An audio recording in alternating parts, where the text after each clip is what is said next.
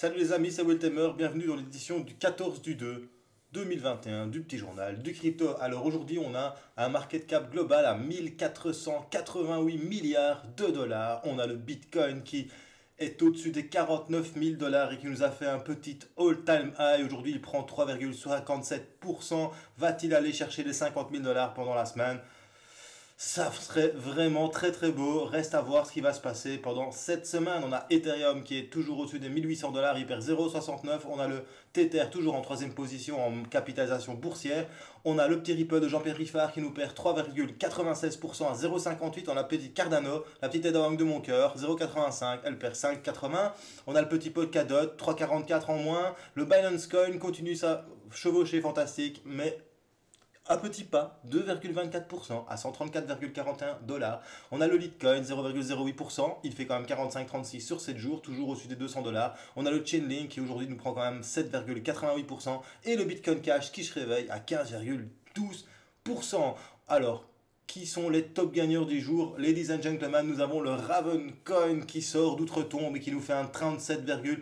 On a le Venus qui nous fait 32,67% et l'Ethereum classique qui nous fait 30,51%. Et derrière ça, on a le Lisk.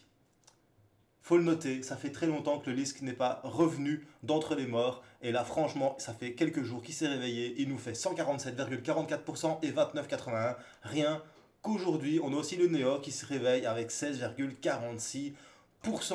Voilà, c'est tout pour la market review. Si tu es nouveau sur la chaîne, n'hésite pas à t'abonner et d'actionner la petite cloche de notification pour rater aucun petit journal du crypto. Retrouve-nous aussi sur la page Twitter Culture Crypto et la page Facebook. Allez, c'est parti, générique.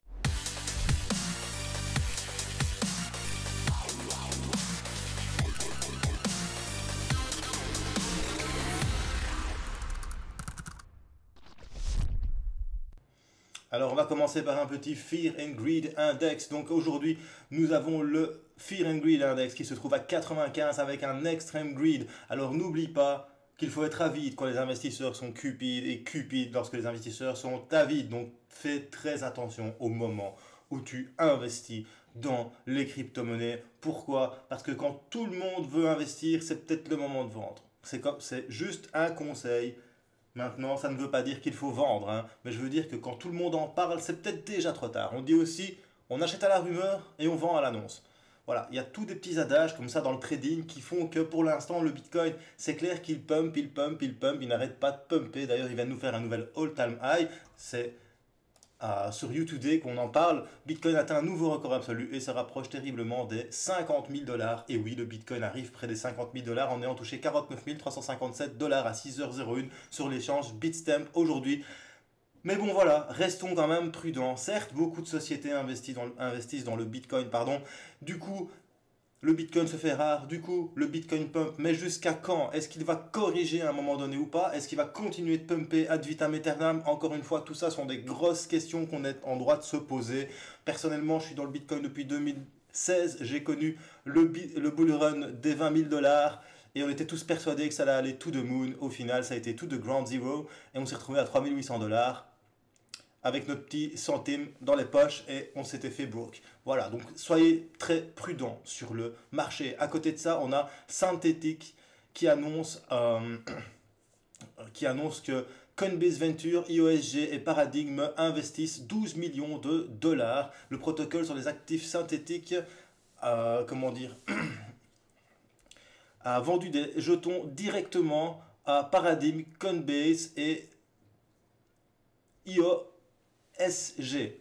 Les fonds achetés ont aidé à contribuer à la mesure du possible en fournissant des liquidités sous forme de garantie SNX et surtout ça va aider la trésorerie du DAO pour Synthetix. Alors il y a un officiel de la SEC qui appelle à une réglementation claire des crypto-monnaies alors que les grandes entreprises soutiennent de plus en plus Bitcoin. Ce monsieur c'est Hester Peirce. Hester Peirce c'est un commissaire de la commission Security and Exchange des États-Unis qui déclare qu'il est urgent de mettre en place une réglementation claire sur les crypto-monnaies.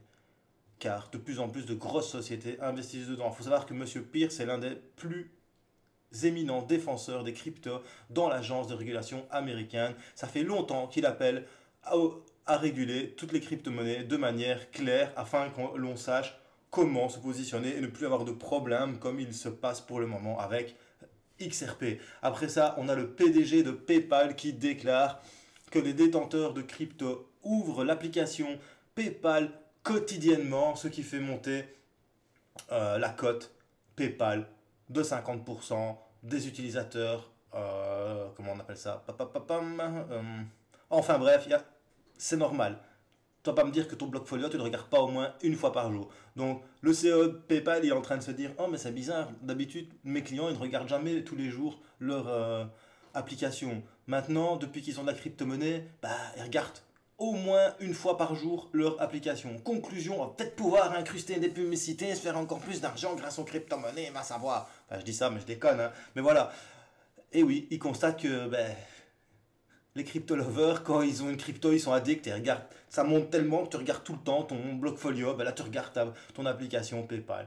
Enfin voilà, c'était une petite anecdote. Après ça, on va quand même analyser le Bitcoin et voir un petit peu où il se trouve. Tu vois qu'ici, on a breaké ce triangle ascendant. On a fait un nouvel all-time high à 49 714,66 $ sur Bitstamp.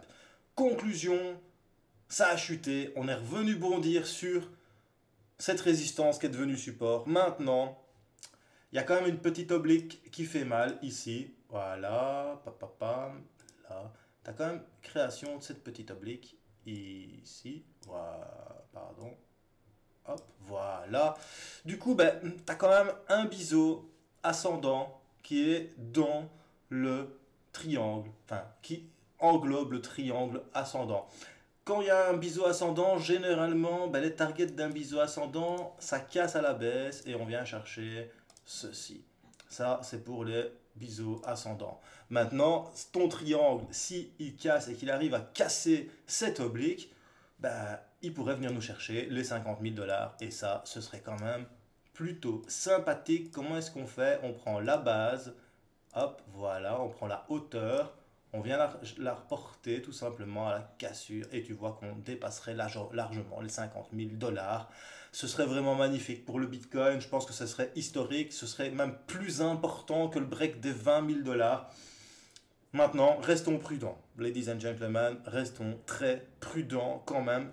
C'est dans ces moments-là que le Bitcoin nous fait une correction qui sort de nulle part, un beau gros sell-off où tous les petits poissons comme toi et moi se font happer et manger par les grosses baleines, t'es rincé, tu pleures et eux ils sont goinfrés. Donc fais très attention s'il te plaît mon cher ami.